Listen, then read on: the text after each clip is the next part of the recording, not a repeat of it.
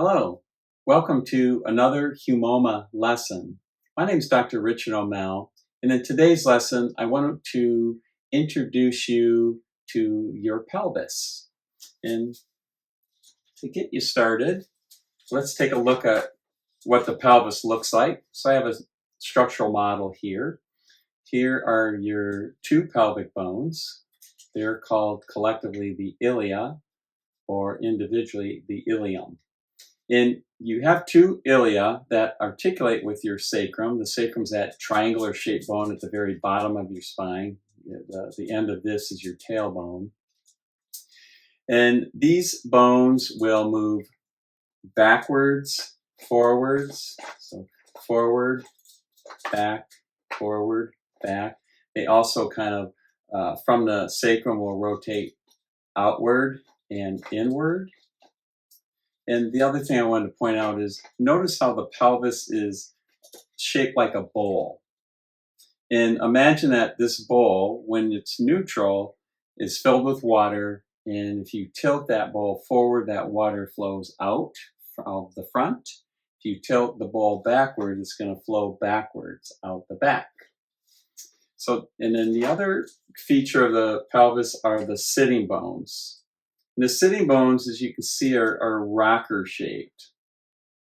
It's like a U. And that's going to be really important to pay attention to in this lesson. So let's have a look at the pelvis and what it does relative to our sitting posture. So you can see I'm sitting in an upright neutral position.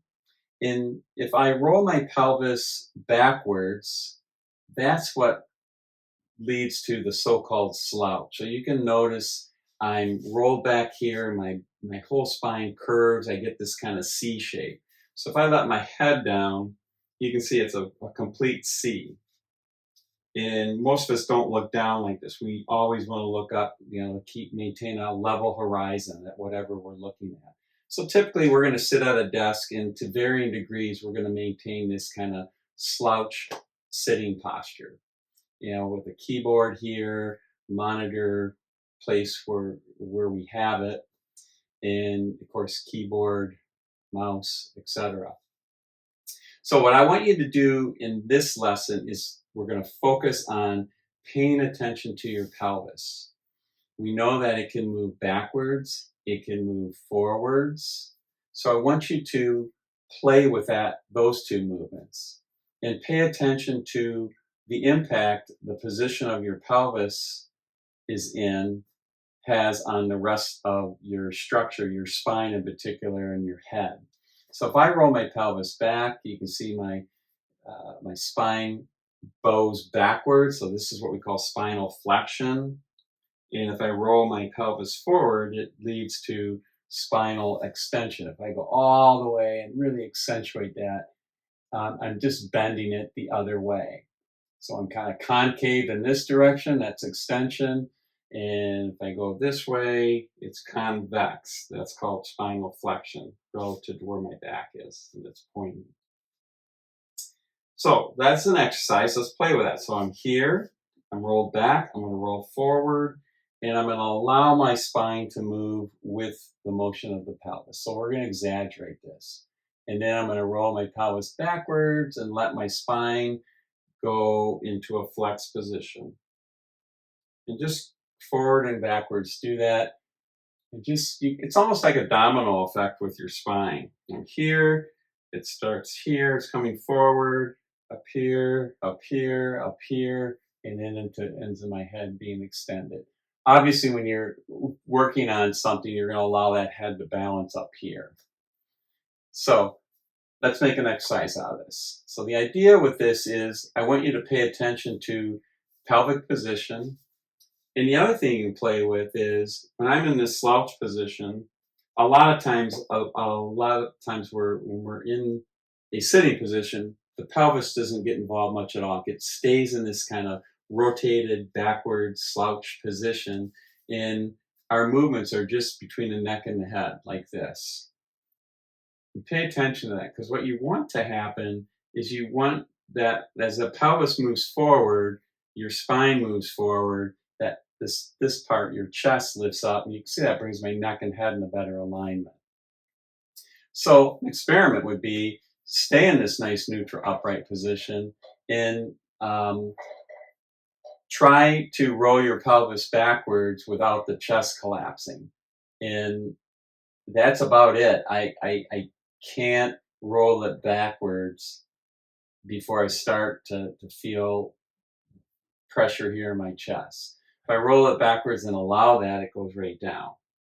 Same with lifting upward. If I hold my pelvis in this rotated backward slouch position and try to lift my body upward to be in a better posture, so I'm lifting my chest, my neck, and my head, but my pelvis, that's as far as I can go. I can go, here with my head. You can see my pelvis has moved. I'm stuck in this position.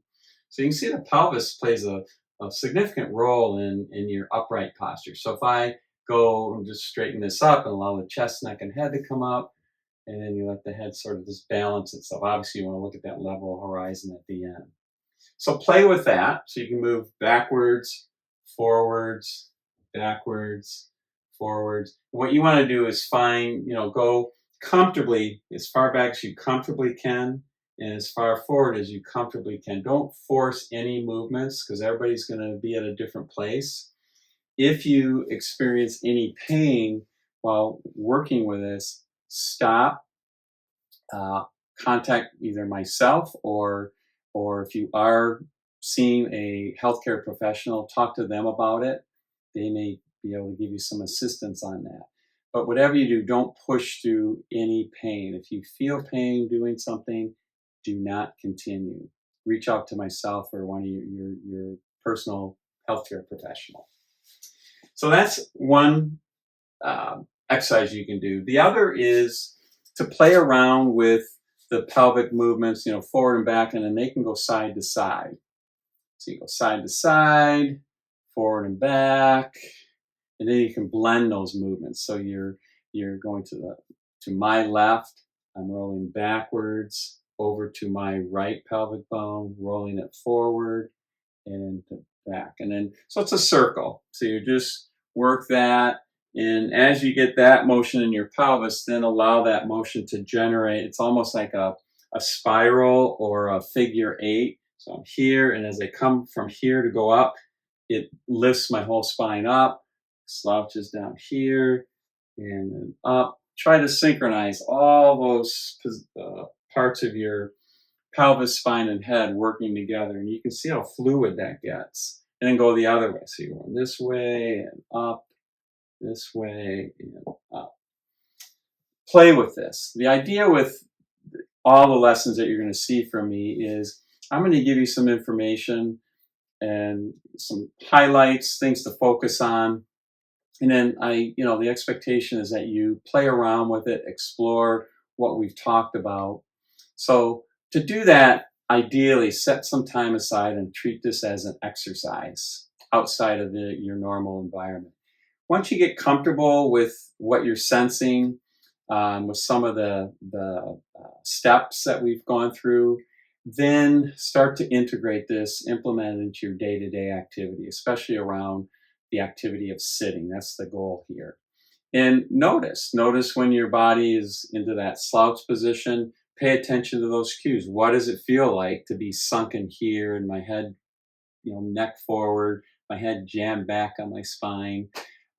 You might be listing one way or the other. Start to pay attention to that. And then what you do is you just like I did, I'll just pop out of it, using my pelvis to kind of direct me. And it's a synchronized, movement between the pelvis, spine, and the head. Play with that. So if you have any questions, any concerns with any of the information that I shared with you today, feel free to reach out via email. I'd be happy to reply to that as soon as I can. Check out the website. We do have a program entitled Sitting Dynamically. I also have a book that I've written that goes through a lot of the theories and also a number of applications that you can apply into your day-to-day activities, whether it's sitting, standing, and such. So until next time, I look forward to hearing from you and sharing more of what I know.